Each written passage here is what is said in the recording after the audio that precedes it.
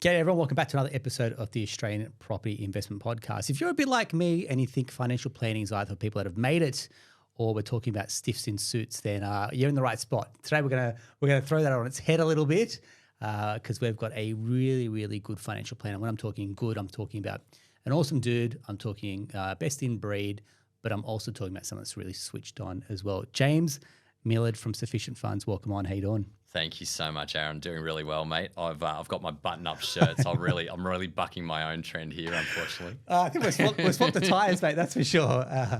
To get you into a button-up shirt, mate, I'll tell you what, it's You've done incredibly well. Thank you. Had nothing to do with the fact that you're on Channel 7, but anyway. Mate, you're fresh off releasing a book, and we'll go there in a second. We've had the privilege of knowing each other for quite some time. Yeah. I feel like we've got fairly similar-ish businesses in the fact that, you know, we're husband and wife teams. We're built off family ethos. We're really trying to, you know, big on family values as well, team values. I think heart's in the right place from your business and trying to help people. Very much. I mean, it feels like we're talking, every time we catch up, we're speaking the same language, that's for sure. Yeah, I think we're going to have, and every time, so if you tune to the podcast with all our guests beforehand, I'll do what I call a briefing call. So just making sure that we've, you know, got the right questions answered. And in our briefing call, I reckon we went nearly the whole distance on a podcast itself. I was like, we got to repeat this all over again. Like we booked 10 minutes, Aaron, but we, you know, sometimes it's hard to stop, right? Oh, mate, this is it. I think when you get good guests on that know what they're doing, but also you just come from a place of like care, and that shows up, right? And having gone through the book writing process myself, it really just forces you to look in the mirror and go, what I truly stand for, I'm going to put my name to a book, which means I need to have utter conviction in what I'm putting out there as well. And it really forces you to go deep on what you stand for and actually what your business truly delivers, right? Isn't it challenging though, that black and white nature of putting something in writing when everything in your head sounds so good and then you start to write it out and you're like, wow, I need to be better at this. Yeah. And it forces you through it, but it's what an exercise, right? Absolutely. And I mean, thankfully really good for the businesses, absolutely. Yeah.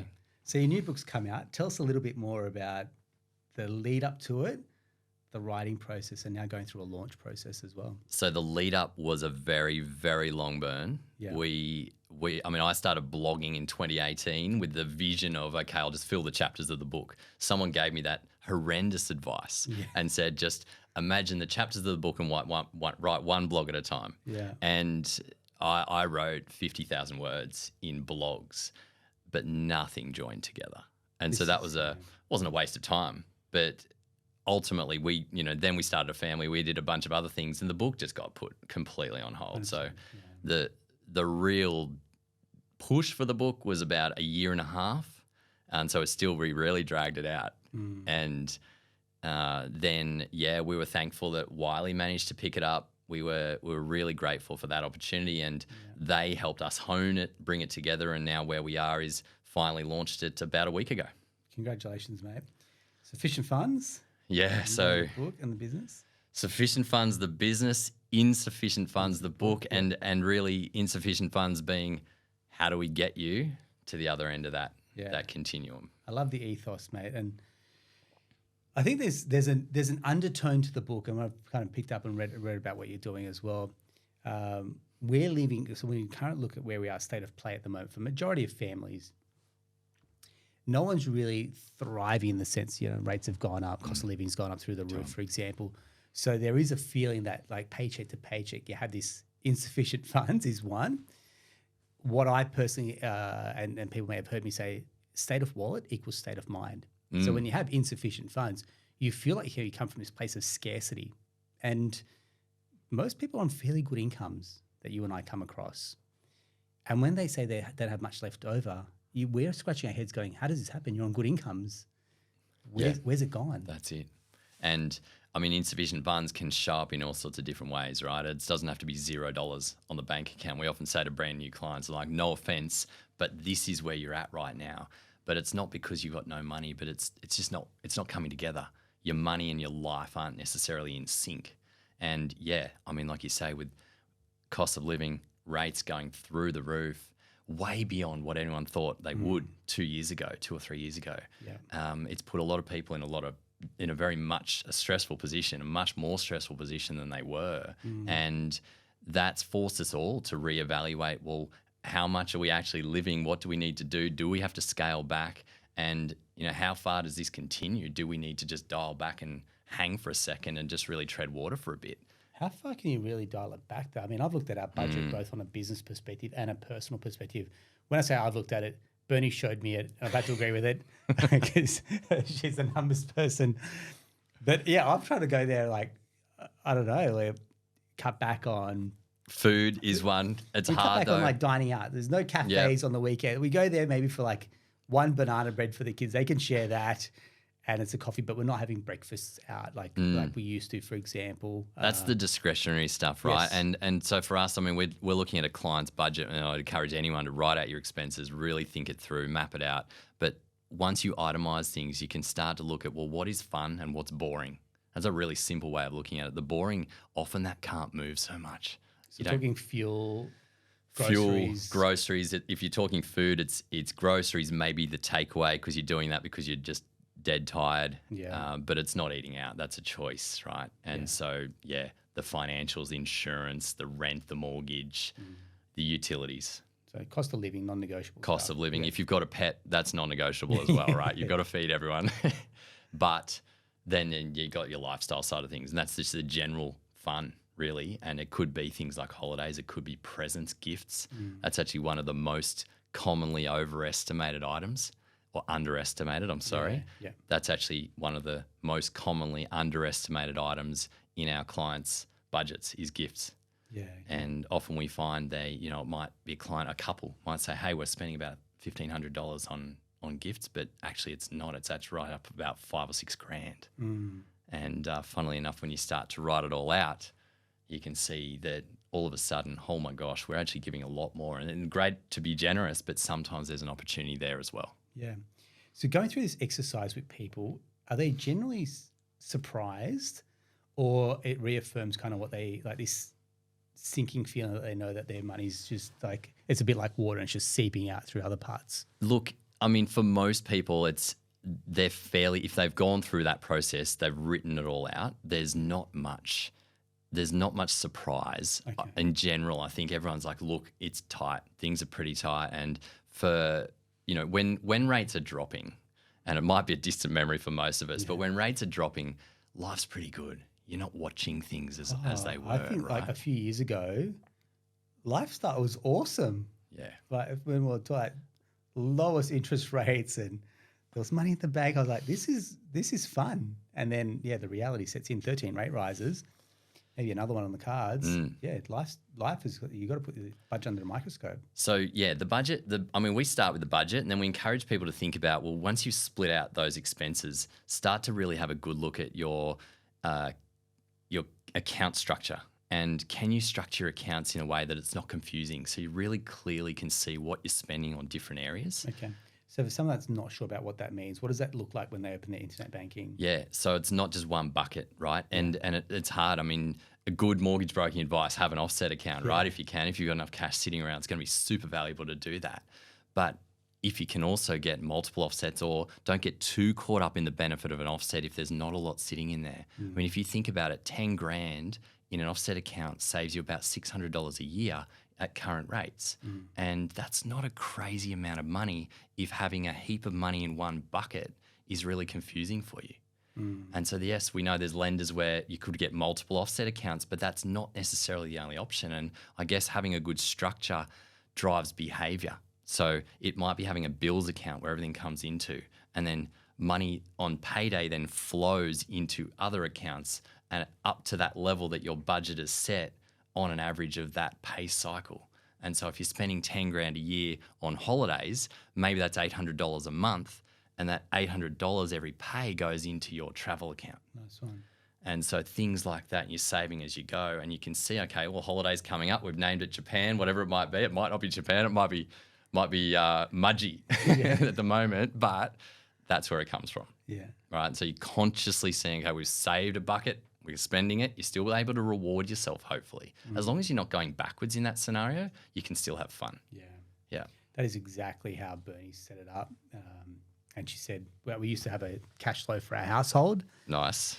that all stopped once the buckets came along. She's like, Yeah. yeah, everything's under control. Yeah. We can see what's going out where. And it's like, I think that really gets you back into the driver's seat as opposed to that reactionary mode. It puts you more into that proactive.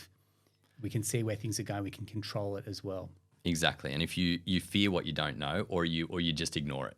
And if it's confusing, you let it go, and all of a sudden, and there's things like credit cards. If you're spending on a credit card rather than just spending the cash that you have, it can be much harder to become conscious of it. Do credit cards kill you? As in, like, are they the antithesis of what you stand for? Well, if someone uses it for the big spending and then is typically fairly frugal, we're okay. Yeah. They're okay. But generally it's we just put everything on the credit card, we pay it off once a month. That sounds good. Again, sounds good in theory. And if you really nail that, it's all right. But if you're spending a little bit more because it's difficult to grasp how much is going there, then the saving, that process doesn't put you in a better position. I'm with you. Yeah, you can lose track on like what's truly going out. You're a bit more flippant when it's on a credit card. So yeah, you're 55 days interest free and all that jazz. Like, yeah, it's great, all good. You get some points, maybe. Exactly. When was the last time you actually used those points? Exactly right. Is the other one? For the listeners, really think about it. If you're conscious, and this is simple, if you're conscious of what's going out, you'll naturally actually save more. You don't need to be earning more. You'll save more by just keeping an eye on it. So, I mean, it works relative to people's income and what's going up. Some people love the idea of give me some percentages in terms of what I should be saving, investing, lifestyle, discretionary versus mandatory. Do you have a bit of a guide here, or is it just far too blanket? We try to steer clear. I mean, it's good to have a really general guide, but again, I mean, 50% max going to home is a good start. Okay. But other than that, really, it's driven by you. You need to get control of your budget by writing it out. And there's lots of good templates out there. But if you've itemized your spending, then you can say, okay, and it'll be glaringly obvious. The really big ones are the ones to look at. And so a percentage here and a percentage there, I think works well as a one size fits all. But that's where I really take challenge with people like the Barefoot Investors book. Is it's so good to wake people up. Yeah. Really, really great. But if you're saving 20% here to this bucket and 30% to this bucket, most people we met who've gone through that process, great, it got us on the right track, got us thinking about it, but it's not working anymore. Yes. Why? Because our lives were different to that. Well said. Well said. That's exactly that. It started us here, but what worked and got you here won't get you to this next level. If you really want to put your foot down in terms of saving or investing, you've got to do something differently. Yeah, perfect. Kind of skipped over your story, so let's go back a little bit because I know you and Tash, for those that are listening, your wife. Yes. Tash, you run the business together. We do. You had a whole life before that, and even kids have come along. Big time. So take us through, like, how's your life unfolded to get to this point? Massive. Okay, so I went to uni in Newcastle. I grew up in Grafton. Yeah. Way back before that, I was born in England. We moved to Grafton, lived in sleepy 20,000 people Grafton town for till I was 18, finished school there. Yeah. And I guess for me, probably learned the value of saving. My parents didn't earn crazy money, but were really good savers, and I had a big we spend on experiences. Way before that Instagram meme was made popular, the experiences, not things. It was all about experiences. Didn't have the material items, but we were able to travel. We had a global family. We did all sorts of fun things like that. So a lot of seeds were sown early on, I think, from a global perspective for me, which was really, I'm forever grateful for that. Uni in Newcastle was a big step up from Grafton. It felt like the capital of the world at the time. And the big smoke. Yeah, the big smoke. I met Tash at uni, actually. Tash grew up in Newey. Yeah. And we moved to Brisbane for a couple of years. We went to Sydney. We were in Sydney for just over a decade. Yeah, right. Yeah. Had a great time in Sydney, pre-kids, and then we had both of our kids in Sydney. All sorts of fun trying to bring kids into the world. We went through IVF. We went through all sorts of challenges around that. Thankfully, we've got through that, and very very thoughtful for everyone who's going through those types of stories. Everyone's journeys around that kind of thing can be incredibly challenging. So, we're fortunate enough to have the financial means to get through that type of thing as well. But a great experience in Sydney. That's where the career growth happened. It's where I left the corporate world, and then we started a business, which then turned into Sufficient Funds, which is now 6 years old. And we moved to Newcastle, back to Newcastle, full circle really. Yeah. Because we're not going to Grafton anytime soon. Sorry, Mum. But yeah, now in Newey, and the kids settled into school. It was good timing for that as well. So yeah, that's where we're at now, fully remote and enjoying the coastal life. Excellent. It is once you've been in Sydney, your heart's probably here. You come back here sometimes, you're like, oh, I love it. Yeah. But it's nice to kind of come in and then dip out a little bit as well, isn't it? It is, yeah. We've got a few days off in the holidays that we're thinking we might bring the kids back and do a bit more Sydney, because we're like just being here overnight. Yeah. It's like, wow, we do miss it a little bit, but the nostalgia would wear off, I think, if we get stuck in that traffic too much. Oh, that's exactly it. Yeah, your definition of a traffic jam in Newcastle, a bit like mine down three people at a red light, right? And the locals are complaining like, oh, you got nothing to worry about. Don't worry. The thing that gets me about Newey is the 4-way stop signs. They've got the 4-way stop signs everywhere and no one knows how to use them. Yeah. And probably me too. But yeah, anyway, lots of fun. Cool, mate.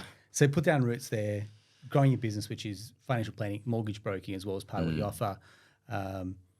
I love the ethos though, again, when you talk about the book and you talk about, going from insufficient funds to sufficient funds to then to this place of abundance. And we're big on that in terms of I think as a wealth mindset, you're going, don't just stop at being having sufficient funds. It's like you're actually capable of a lot more.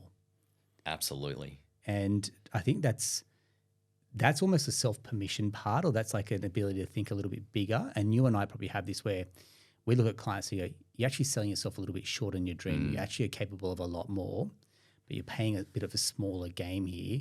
How do you take people on that journey to go, well, I can get you to sufficient funds, but I can even take you further than that as well? And I know, I mean, you're the same, right? We've got that vision for our clients naturally ends up way higher than they have for themselves, our vision for them. And we can see it.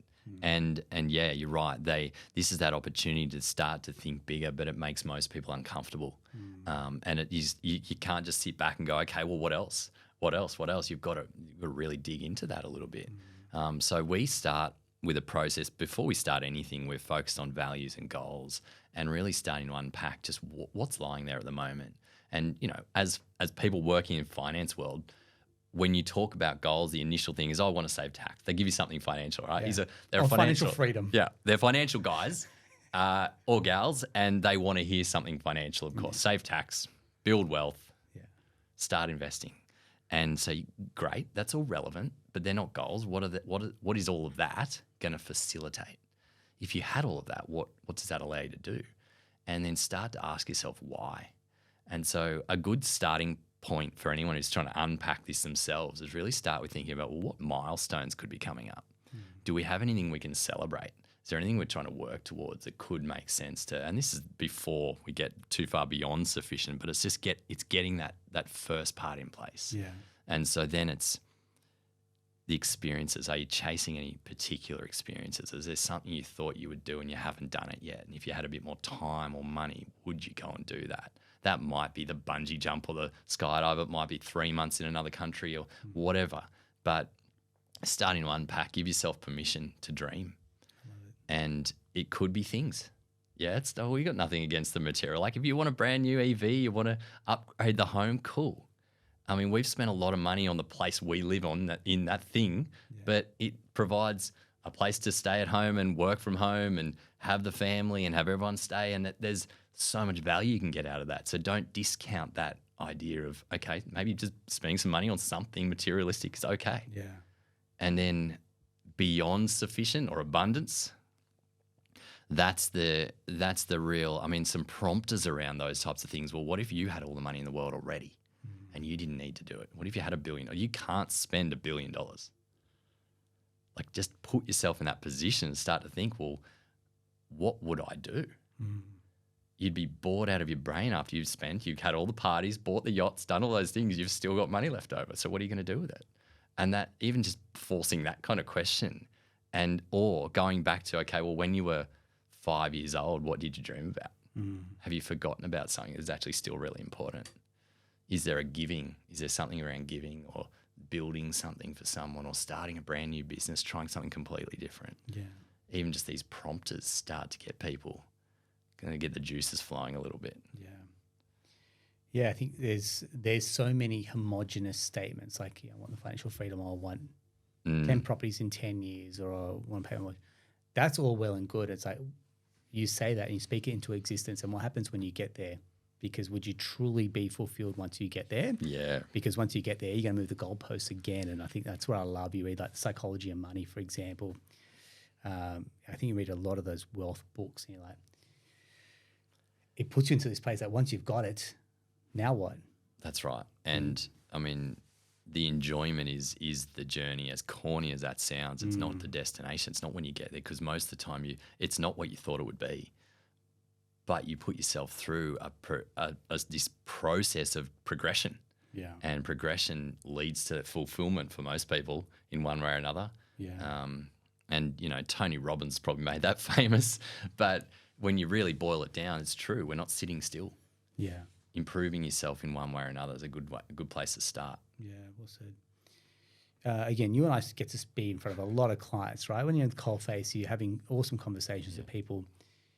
But you can generally feel, and I hope this comes out the right way, you can generally feel if someone's going to take action versus the ones that you either need a little bit more coaching, or For sure. they're not going to actually pull the trigger and make some decisions. So the way I look at it is, got clients that have got potential, but they're not going to act on it. Yeah.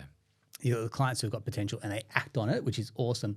And you got the ones that are just action takers galore. You're like, these are the people that I want to work with more and more, for example. So let's call it like struggling, mediocre, and exceptional. I hope no one takes offense to that. Sure. It's just more like as a behavior. What do you see the differences between them, for example? Yeah. And let's say, for example, all things being equal, all on the same incomes, or like there's some commonalities between them, but the differences usually comes out in mindset and action. Yeah, definitely. And it comes back to that thought around, I mean, even just an example of that is it's not about the size of your income, it's what you do with it, right? So we see clients earning half as much, saving twice as much as the next people. And that's okay if you're still on track and you're still enjoying life and then you're on track for all the things you want to achieve. So I think you've nailed the most important part is the action part. I think something we see in clients that are exceptional in terms of taking control and taking action is actually self-education. And it's that process of really leaning into whatever advice they're receiving. And it's even before we've met them, often it's, hey, we've read these books, we've listened to these podcasts, we've done all these things, and we got to this point where we know what we don't know, but we want more, and we know we need you. We know it's going to cost money, but we can see it's probably value. So can you just tell us a bit more about that? Okay. They're the clients who will achieve the most, because one thing is they've got big goals already. They've already got a bunch. Like we'll say, hey, we're going to do this session. We call it defining sufficient. We're going to dive in and talk about our goals. And often what we hear is, oh, that's okay. We don't need that because we've mapped our goals already. I'm like, awesome. That's a good start. Nice. But I need to know them too. And we're going to tweak them and we're going to work through them and we're going to push you on all this stuff and understand, well, how does that fit together? But they've got something there and there's a real clarity around what they're trying to achieve, might not know exactly how to do it. And for them in their heads, that's where advice comes in. That's where a professional might be able to help or some guidance. And so, the action takers are often combined with the fact that they've self-educated, but they've got to a point. But through that advice process, and mortgage broking is the same, right? We've got people who there's lots they could learn if they want to. And it's on us to help them. I mean, for me, we try and say to people, we're going to meet you wherever you are. And that's okay if your knowledge base is, fairly low in the scheme of where we're at. None of that matters. It's a willingness to engage at that level and be open to learning. And I think on the flip side, those who will, I guess, hide their head in the sand, who ignore, who don't take action, everything we've just talked about, the opposite is really the people who will struggle the most is if you sit there not doing anything about it, it's going to be really hard to progress. Is it confronting for people? Is at this point where they go for the ones that are struggling? I'm talking to the ones that are struggling. Again, I talk about a bell curve, and you got that lower part of the bell curve, and they're just struggling to get the juices going. Maybe no one in their family has bought a property or bought an investment property. Yeah. So they're kind of breaking ground here, or they've got a partner who's really not on the same page. So you can't build a house off two different blueprints. You can't build a financial future off two different blueprints, for example. Or there's just like closet money behaviors where there's spending on, maybe it's an addiction, maybe it's shopping, maybe it's just spur of the moment. Yeah. And because they're lacking that type of structure and plan, there's no accountability. It's almost like eating a bad diet and trying to train at the gym with no routine or structure. And it's like, you're not going to get any results, for example. And you're coming in here going, trust me now, like believe me later type scenario, which is I can get you there. But again, you got to meet me. You've also got to meet me halfway as well. I think the way to really start those juices flowing, if they're just not, is try and connect to something that matters. And for us, we always come at this angle of life. Let's get a little bit, let's put the money away for a second. Money is a scary thing. It can be very stressful. As soon as you know, it creates overwhelm, you've analyzed everything, you're paralyzed by it, just put it away. Let's go back to life. Forget about all the money stuff. What are you actually working towards? What do you care about? Is it family? Is it adventure? Is it health? What else matters? And what do you value? And then what are some of these other big things coming up? And if you can go, okay, well, if we could get our money plan working and it was going to then directly allow us to do more of this travel with the family or a bit time off and maybe dial it back to 4 days a week, whatever that looks like. If you can connect that, all of a sudden the people who were saying, oh, you know, this money idea, I just don't know. I don't know what I'm going to do. I don't know if I can help myself. I'm not going to act on that, because most of the time they're not acting because they can't see why. And so if you uncover all of that and just say, okay, well, let's just find one thing that really makes you tick. What is it right now? What's coming up in the next 6 to 12 months? If we could just do that, how would you feel? And all of a sudden, okay, great. So if I could do this and this and this, and then maybe some more of that, and we can start to bring it all together, then for most people, and you know, there's different reasons for not engaging and not doing anything about it, and it might just be that life gets in the way. But for most people, if they can make a connection to there's so much value in us living the life we want to live, then they can take action on that. I think most people can get there. It's just about peeling it back a little bit and finding that one item. Cool. So we take that extreme and then you go to the other extreme, which is your top performers, exceptional. They're taking action. Is it a matter of like now meeting you guys on a regular basis? Is it a matter of like visualizing? Is it a matter of talking about it? Like how do they then become absolute weapons financially? Yeah. And so, I mean, I think it's all still about achieving balance, right? If they're really enjoying themselves, because you can go the wrong way with that attitude too, right? You can start to save more and more and more. And that's great if you're achieving great things financially, but it's not if you're going to blow out in the meantime. Okay. I mean, we think about it in business, right? We can run as hard as we want, but it's not going to last forever. Yes. And so same with clients who are saving and saving and saving. Are you stopping? Are you enjoying yourself? Are you doing too much overtime and it's just running you down? Have you got the other pillars of wealth looked after, in particular things like family and health, right? It's not just about the money. Yeah. And so, but if they've got all of that in balance, they're the real one. They're the ones who are really killing it. Yeah, okay. And so the money plan can tend to work in the background. And so we are catching up. I mean, for most clients, we do a formal annual review. So life happens in between that, right? Absolutely. And so we're always on call. Yeah. That's really critical, but we're annually reviewing, just stopping and giving a chance to go, okay, what's happened? Where are you up to? What have you ticked off? And formally just take that time to go, okay, you guys gave us this list 12 months ago and you've nailed half of it already. You bought the house, you've upgraded the home, you're already pregnant, you're doing all these things. And all of a sudden, wow, you see some progress. Yeah. And it might be time, if you ticked off a few milestones like that, to do what we call redefining sufficient. And that's that kind of process of going, okay, we defined all these things we think we wanted to achieve. We've now ticked a few off. Yeah. If you tick a bunch of goals off, the biggest risk there is you're treading water. And so stopping and just saying, okay, let's remove that from the list We highlight it green in front of them. It's gone by the time we see them next. Beautiful. And then you've got a new list, and let's look at that freshly. Is it okay? What else? What's missing now? And take it from there. Yeah, okay. One of the tricks we use, and this is something for people at home as well, really just thinking about, well, be the annoying toddler. Ask yourself why. You think you want to do something? Why? Yeah. Why? Go deeper and deeper each time until you actually get somewhere. Not that you do with the 3-year-old, but when you really get somewhere. And that might be, hey, I want to go to Brazil. Great. Why?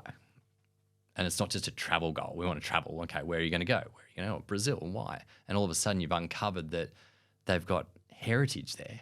And part of the family's never met 3 kids they've got. And all of a sudden, when they're seeing it, they're smelling it, they're tasting it, these ideas come to light, and it's a huge, huge motivator that they'd forgotten about. And so, yeah, awesome. Good tip for people at home, hopefully. I appreciate it. Thanks. One of the chapters in your book speaks to my heart, and I think I know where we're going. I'm worried. Don't be worried. And this notion of fire, I feel like it's really got momentum. So fire, we've spoken a few times, a couple of guests in the past. Financial independence, retire early. So a bit of a movement.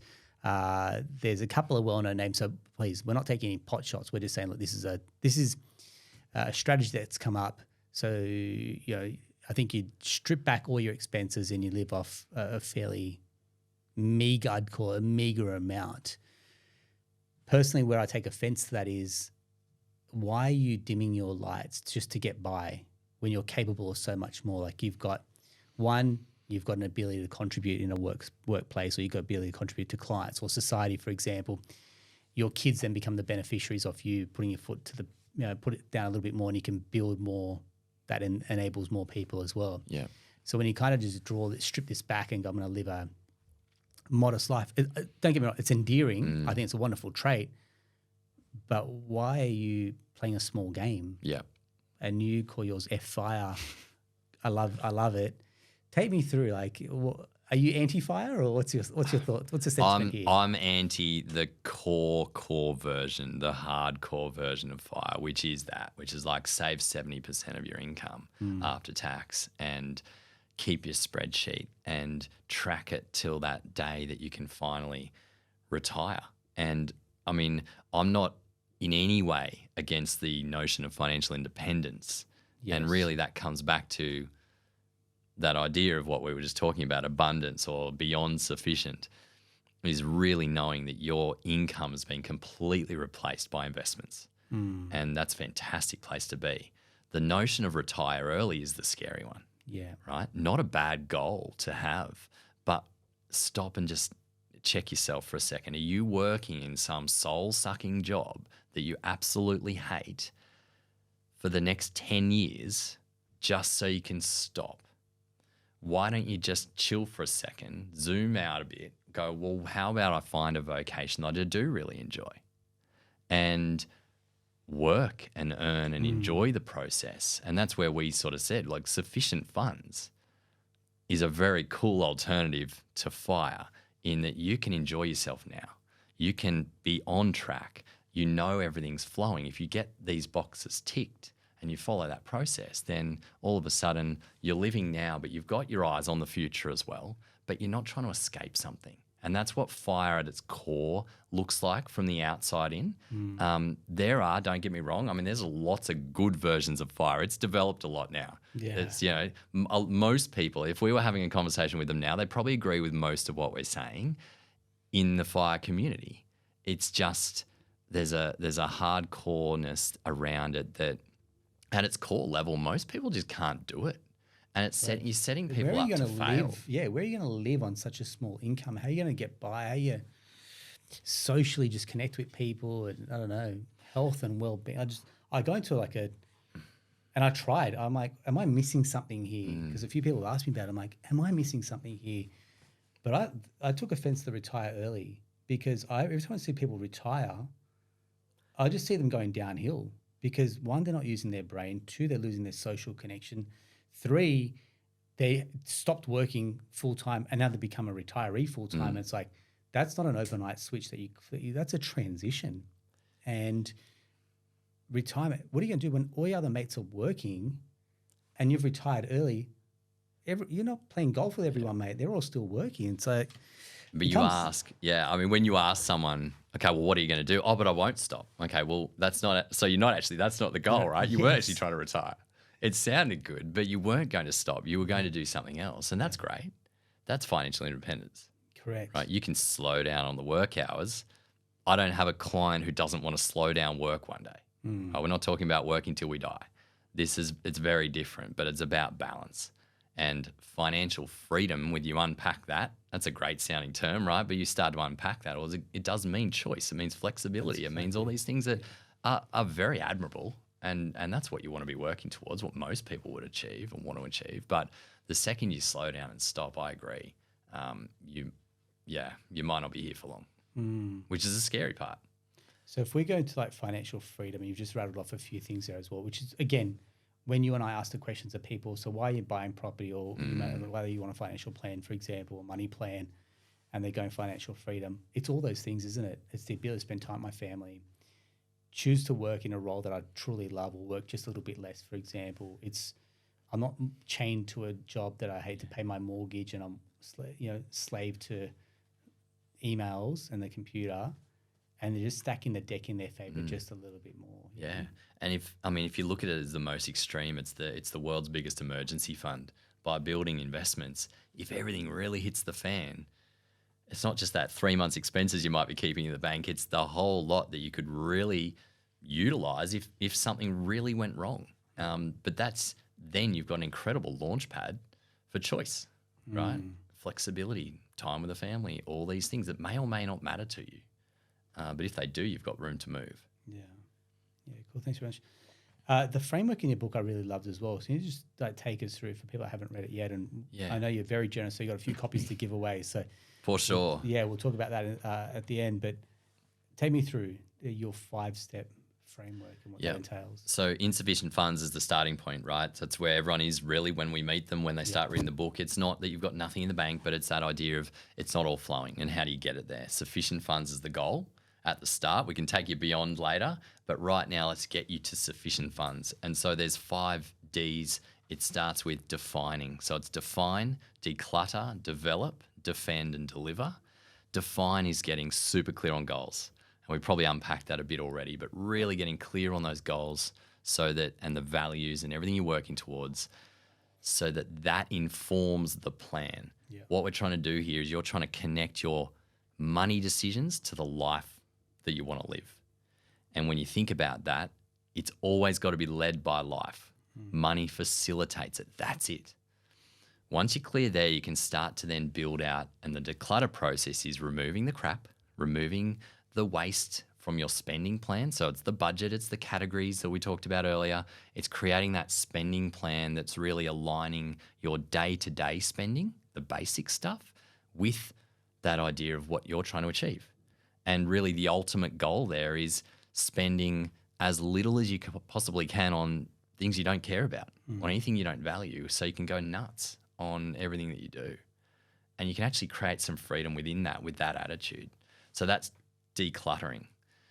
Developing is where we start to go, okay, you've got some money left over in that budget, and cost of living's tough, right? But most people have a little bit left over. Yeah. And our clients, sometimes they've got quite a lot left over. It depends on where you're at. But if it's a couple of $1,000s a month, you've got to decide where to put that, right? Does it go into the mortgage? So we call this the 4 stacks of sufficient funds. So part of develop is strategy. 4 stacks: debts, savings, investment, super. Beautiful. Are you paying off the home loan? If you've cleared out the bad debts, hopefully you're not sitting on credit cards. Obviously that stuff has to come first. Yeah. We're not That's like a debt snowball type scenario. Exactly. And so really you're ending up with a home loan, which is not bad debt. Yeah. It's got you into the place you live in. You might have investment debt. You're probably not channeling too much into that if you've got a home loan for tax purposes. Yeah. But does it go there at all? How much stays in the bank? Everyone needs a good emergency fund, whether that's 3 months of your expenses or more or less, depending on how secure you are or how many dependents rely on your income, those types of things. You probably want a bit of cash sitting aside for the next holiday or whatever else is coming up short term. But really, that's all you need in cash, in savings. The next step is, well, then we're investing. So are you leveraging against the home to buy property? Are you going into the share market? Are you doing a bit of both? You're trying to save something for the kids maybe in the future when they're 21, you might gift them some money. How are you approaching that? That's long term, so it's probably better not to keep that in the bank. And if you're able to invest, well, usually something should be going into super, no matter how old you are. And so with those 4 stacks, most of our clients, most people listening, I can tell you guaranteed you've probably got 2 of them, if not 3 or even 4 that are relevant to you right now. And so that's the strategy that you're building, and that's the develop part. Defend is not just having an emergency fund, it's also having other fallbacks. So really critically things like your personal insurances, when you're borrowing money, when you've got dependents, when you rely on your income, even as basic as, you know, the 25-year-old who's single, you rely on that 50, 60, 100 grand income. You should protect it just like you protect your car and your house and everything else. Can I just say that is such, like, to me, I'm like, it's not lost on me. Anyone that's working a PAYG role, I'm like, literally, you are one pen flick away from losing your income. I mean, they do a restructure in your business, and generally we're working with, white collar execs, for example. Yeah. I'm like, dude, you get one restructure, you're gone. That income's gone. And sometimes the roles that they're in are so specialist that you just can't pick up a role overnight. Or you're sick. Right. Or injured. Correct. Or something, you know, comes out of it. And yeah, I mean, white collar, I mean, we work with a lot of medical professionals and a lot of nurses, a lot of teachers. Even those roles, you're on your feet. It's manual. If you're immobile, even for a little while, and think surgeons at the extreme level, you lose a finger, your career might have finished. And so things like that, just protecting that. So the defend portion is not just having all of that, but what happens if you actually use it? And so, and these parts we've gone like adding kids, doing all these things. So we've talked through the stages of starting a family and how to prep for that. That's all in the book. Those steps that you need to think about, how much is going to cost at each of those steps. How do we balance all these fluctuations in our income through this crazy time? And then deliver is just bringing it all together. Bringing it all together, making it flow, staying motivated, staying on track. That idea of redefining sufficient, always revisiting your goals, progress, motivation, momentum, that side of things. Love it. So I think we all thrive off a bit of a framework or a model where we can just see, take me to the next step and the next step after that as well. It gives the brain loves a bit of a cohesive framework, mate. So well done. For sure. Thank you. Yeah, it's not a difficult read, and it's not the world's longest book. Yeah. What we found is, I don't think I could have done a longer book, to be honest, in the end, Aaron. I got to the point where I was like, this is enough, but I actually don't think we're wasting space either. So hopefully we just packed enough in there to get people, like, really ultimately, as hopefully go and DIY your own plan. Make it happen. If you get stuck, of course you can reach out, but hopefully you can go and just nail it yourself. That's exactly. It's almost even more powerful when people can do it themselves because you've got so much more skin in the game versus delegating it. And then you go, well, if that didn't work, then it's their fault, versus when you take ownership of that. Yeah, you're in it together. Mate, 100%. That's what we're all about. Like the podcast, for when you and I talk, people can only take so much action, or we can only get them to take so much action. They've got to actually want it themselves. And that's what I generally find. That top 20% of our clients are the ones that are highly motivated. They're the ones that are coming to us going, I'm ready to buy again, let's go again. Whereas for those tail-ended clients, we're going, hey, mate, you've got the equity, you've got the borrowing capacity, we should be doing something. In 5 years' time, we're having the same conversation. It's such a shame because you'd be in a much different or better place if the team around you was highly motivated, highly coordinated, thinking bigger for you, so not projecting their own insecurities as well. I'm just going, mate, we all want a bigger and better, brighter future.